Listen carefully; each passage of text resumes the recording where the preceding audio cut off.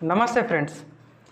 DSC prepare అవుతున్న వారికి కొంచెం బూస్టింగ్ కోసం అని చెప్పేసి నేనైతే ఈ సిరీస్ని అయితే స్టార్ట్ చేయడం జరిగింది. ఇక నేనైతే డిఎస్సికి సంబంధించి ప్రిపేర్ అవుతున్నవారు ఎవరైతే ఉంటారో ఎస్జిటి అవ్వచ్చు, ఎస్ఏ అవ్వచ్చు, సో కొన్ని ప్రీవియస్ పేపర్స్కి సంబంధించి నేనైతే యూట్యూబ్లో అప్లోడ్ చేస్తాను, తప్పనిసరిగా చూడండి. ఈరోజు మనం కొన్ని క్వశ్చన్స్ అయితే చూద్దాం.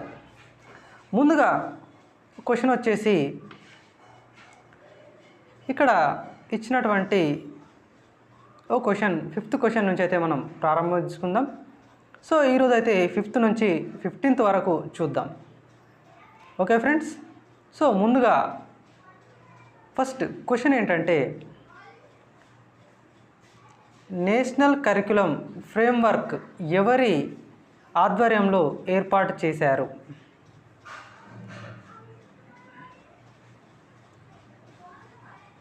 ఆప్షన్ ఏ విద్యాశాఖ, ఆప్షన్ బి మానవ వనరుల అభివృద్ధి మంత్రిత్వ శాఖ, రాష్ట్ర ప్రభుత్వం మరియు హోం మంత్రిత్వ శాఖ.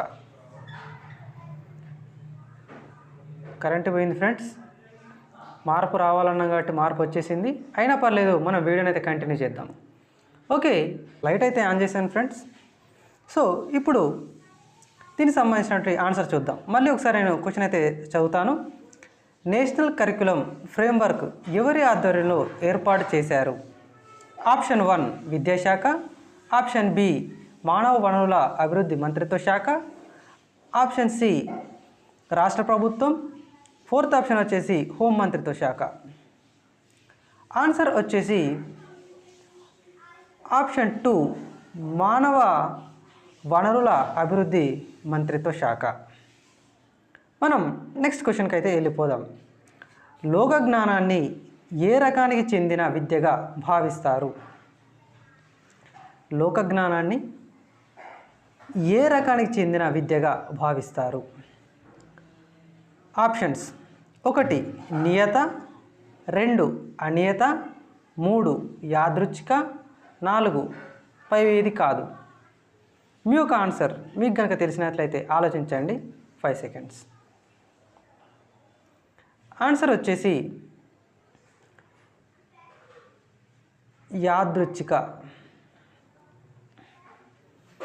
సో లోక జ్ఞానాన్ని యాదృచ్ఛిక అనే రకానికి చెందిన విద్యగా భావించాలి.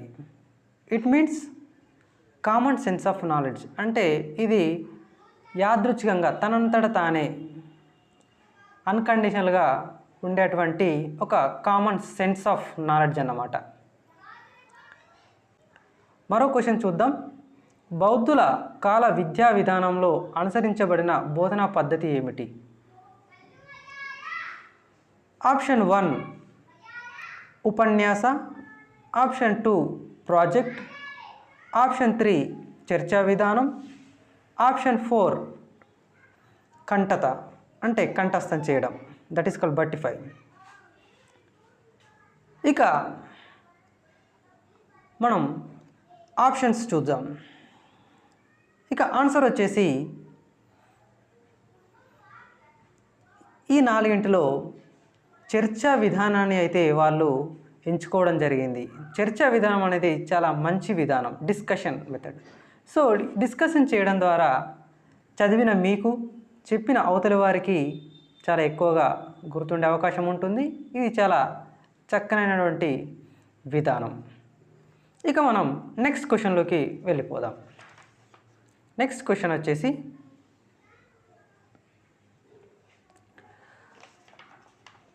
ఆత్మీయత పెంపునకు పిల్లలను ఏ ఆకారంలో కూర్చోబెట్టుకోవాలి? ఒక టీచర్ పిల్లల్లో ఆత్మీయతను పెంచాలి అంటే వారిని ఏ ఆకారంలో కూర్చోబెట్టాలి? ఆప్షన్ 1 వచ్చేసి ఎల్, ఆప్షన్ 2 వచ్చేసి యు ఆకారంలో, ఆప్షన్ 3 వచ్చేసి ఓ ఆకారంలో, ఆప్షన్ 4 డబ్ల్యూ ఆకారంలో కూర్చోబెట్టాలి. ఇందులో సరైన సమాధానము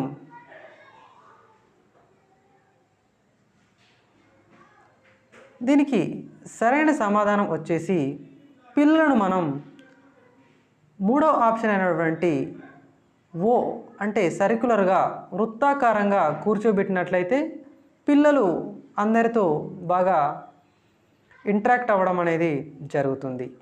మనం పిల్లలకి ప్రాజెక్ట్ వర్క్ ఇచ్చినా కానీ, లేదా గ్రూప్ డిస్కషన్ను జరిపినప్పుడు కానీ, లేదా వారితో ఆటలు ఆడించినప్పుడైనా కానీ మనం సున్నా మాదిరిగా సర్క్యులర్గా కూర్చోబెట్టినట్లయితే వారిలో ఆత్మీయత అనేది చాలా ఈజీగా డెవలప్ అవుతుంది.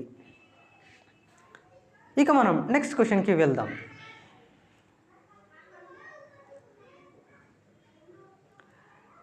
స్తబ్దత అంటే ఏమిటి? ఇక్కడ ఉన్నటువంటి ఆప్షన్స్: 1, ప్రతి సంవత్సరం విద్యార్థులు కృత్యాలు కాలేక ఒక తరగతి గదిలో ఉండడం, విద్యార్థులు స్కూల్ మానేయడం, విద్యార్థులు ప్రతి సంవత్సరం ఉత్తీర్ణులవ్వడం, బోధనాంశాల పట్ల ఆసక్తి ప్రదర్శించలేకపోవడం. ఇక్కడ ఇచ్చినటువంటి ఆన్సర్స్ ఈ ఆప్షన్స్ మనం గమనించినట్లయితే స్తబ్దత అంటే స్థిరంగా ఉండడం. అంటే వాళ్ళు స్కూల్ మానేసినట్లయితే వాళ్ళు స్థిరంగా ఉంటారంటే లేదు, వాళ్ళలో మార్పులు అంటే చాలా వస్తాయి. అదేవిధంగా వాళ్ళు ఉత్తీర్ణులు అయ్యారు అంటే వారు కొత్త విషయాలను నేర్చుకొని చాలా డెవలప్ అయ్యారని అర్థం.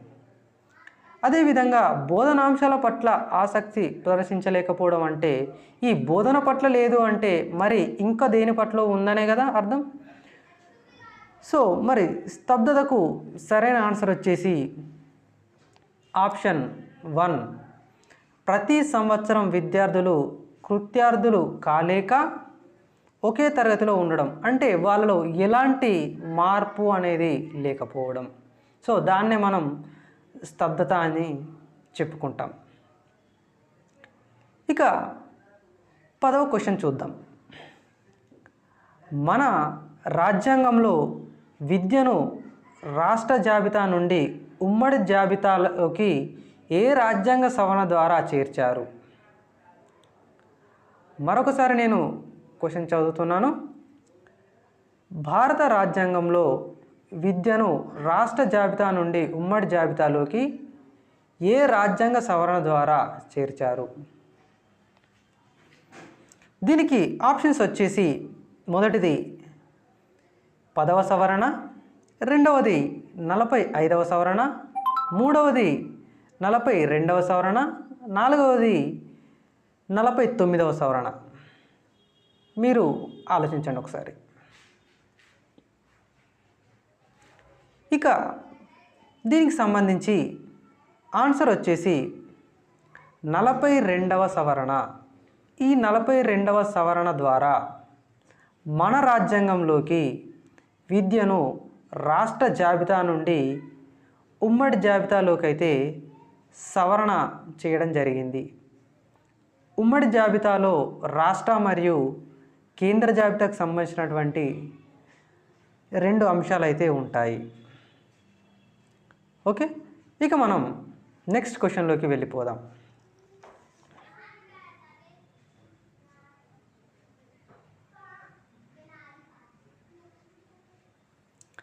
ఇక ఈ 11th క్వశ్చన్ వచ్చేసి చాలా మంచి క్వశ్చన్. క్వశ్చన్ వచ్చేసి పర్యావరణ విద్య యొక్క ముఖ్య ఉద్దేశం ఏంటి? మనం టీచింగ్ చేసేటప్పుడు మన పిల్లలకి ఏ సబ్జెక్ట్ అయితే చెప్తున్నామో ఆ సబ్జెక్ట్ యొక్క ఆబ్జెక్టివ్ అనేది తప్పనిసరిగా మనం నేర్పించాలి ముందుగా.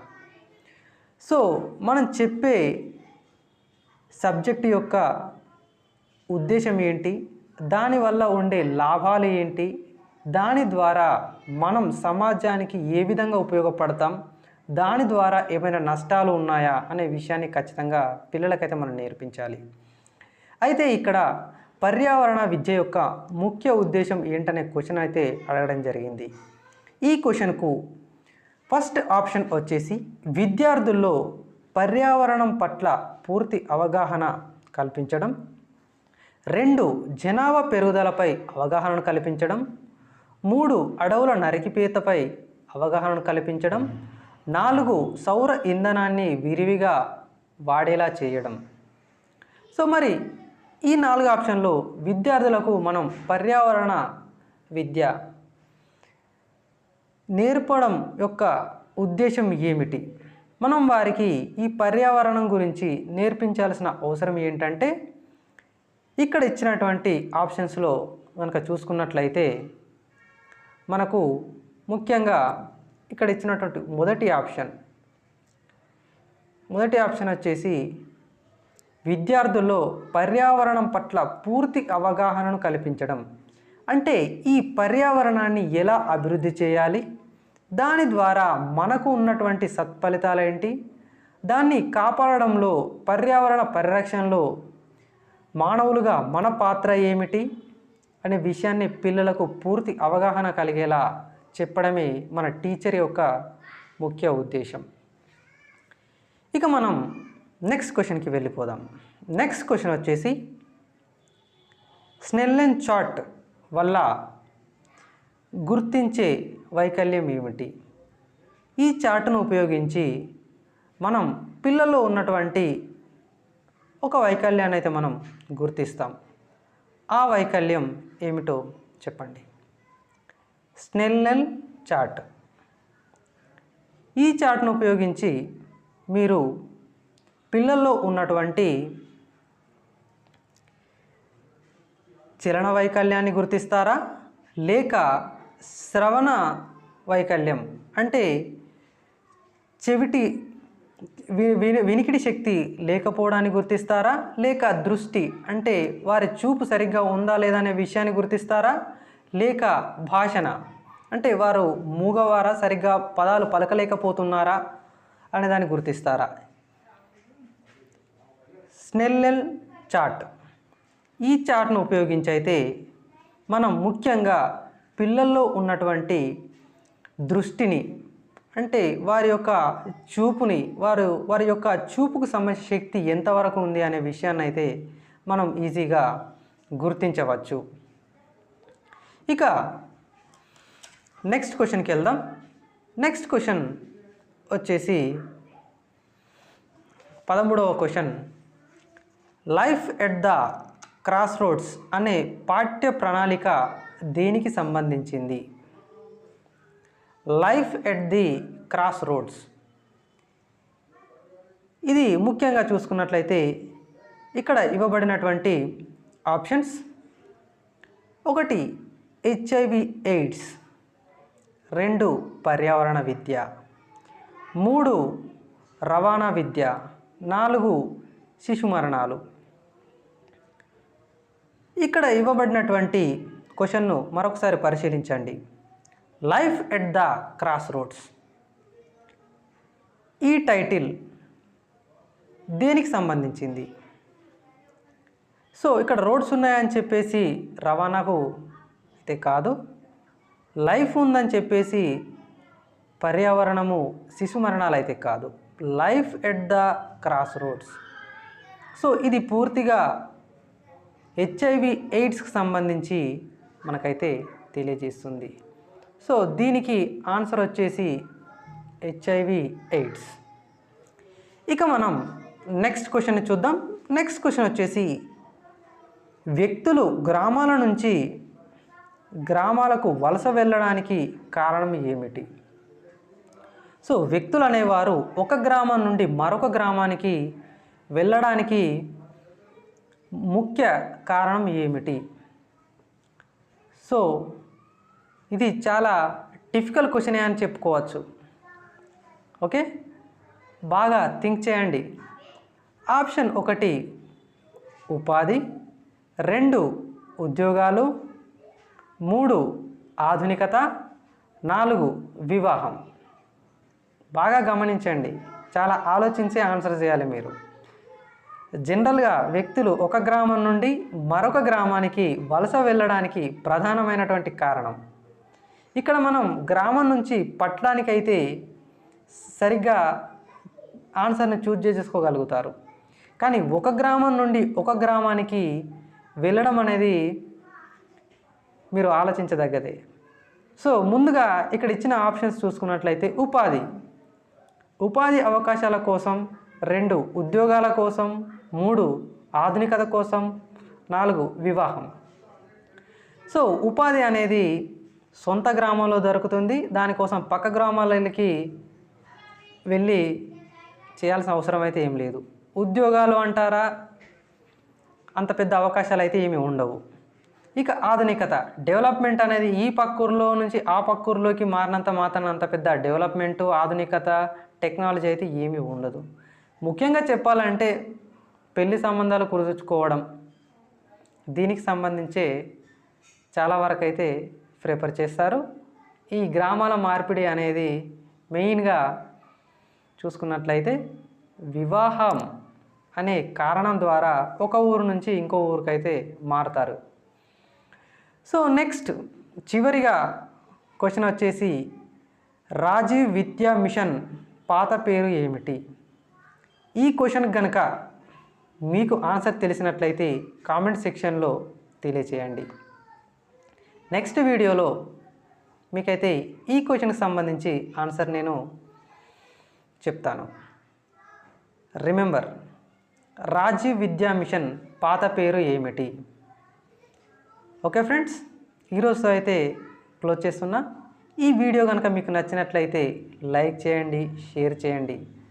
షేర్ చేయడం ద్వారా మీరు ఈరోజు ఒక 10 క్వశ్చన్లు నేర్చుకున్నారనే ఫీలింగే కాకుండా మీ ఫ్రెండ్స్కి 10 క్వశ్చన్లు నేర్పి వారి ఉద్యోగానికి మీరు సహాయం చేసిన వారుగా అయితే ముందుంటారు.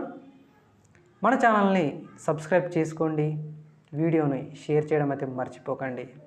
Thanks for watching.